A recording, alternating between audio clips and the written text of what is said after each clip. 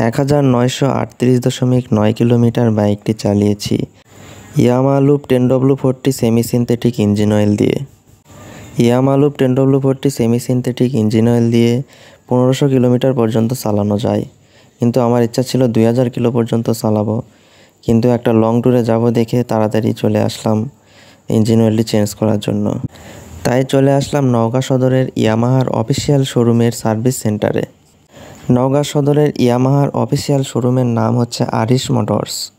এটি অবস্থিত নওগাঁর দয়ালের মোড়ে, চকমুক্তার মেইন রোডে, মকাই চৌধুরীর বিল্ডিংয়ের নিচতলা।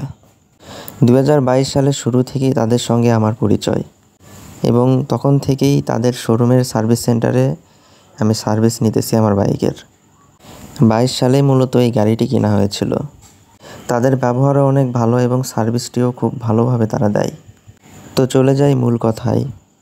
ইঞ্জিন অয়েল সঠিক সময় পরিবর্তন তো করতেই হবে, কিন্তু সাথে ওয়েল ফিল্টারটিও চেঞ্জ করতে হবে, তাহলে বাইকের পারফরমেন্সটা খুব ভালো পাবেন।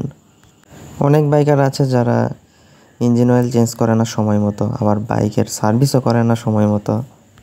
তখন তারা বাইকটি চালিয়ে আনকমফোর্ট ফিল করে, আর দোষ হয় সব বাইক কোম্পানির। আসলে নিজের দোষ সেটা সে স্বীকার করে না। তাই বাইকের পারফরমেন্স ভালো পাওয়ার জন্য অবশ্যই সময় মতো সার্ভিস করে নেবেন, ইঞ্জিন অয়েল চেঞ্জ করে নেবেন, ওয়েল ফিল্টার চেঞ্জ করে নেবেন। এটাই হচ্ছে Yamaha lube 10W40 semi synthetic engine oil. এটা দিয়ে 1500 কিলোমিটার চালাতে পারবেন, প্রথমেই বলেছি, কিন্তু 2000 পর্যন্ত চালাতে পারবেন, সমস্যা হবে না। তারপরে 1500তেই চেঞ্জ করাই ভালো, সাথে ওয়েল ফিল্টারটিও চেঞ্জ করে নেবেন। এটা হচ্ছে সার্ভিস সেন্টারের মেন গেট। তো ভিতরে অনেক কাজ চলতেছিল, অনেক নয়েজ, তো বাইরেই কাজটি সেরে নিলাম, ভিতরে আর গেলাম না।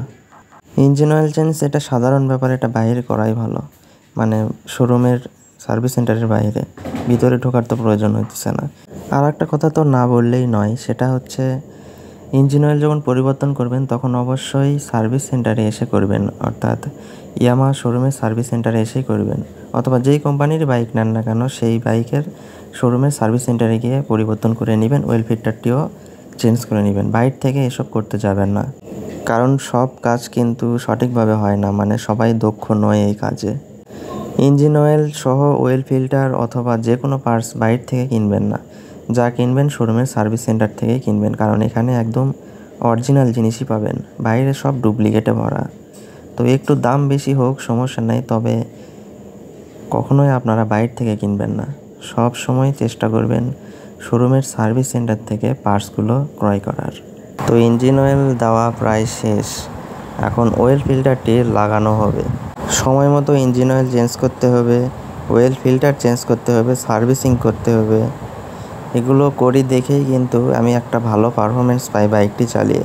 তো ইয়ামাহা সবসময় ভালো, এটা বলার কিছু নাই, এটার পারফরমেন্স সবসময় ভালো। আর FZ-V2 তো বলার কিছু নাই, এটা কমফোর্টের দিক থেকে ভালো, মাইলেজের দিক থেকেও ভালো, ব্রেকিং সিস্টেমটাও অসাধারণ, খুব ভালো কাজ করে এই ব্রেকিং সিস্টেমটা।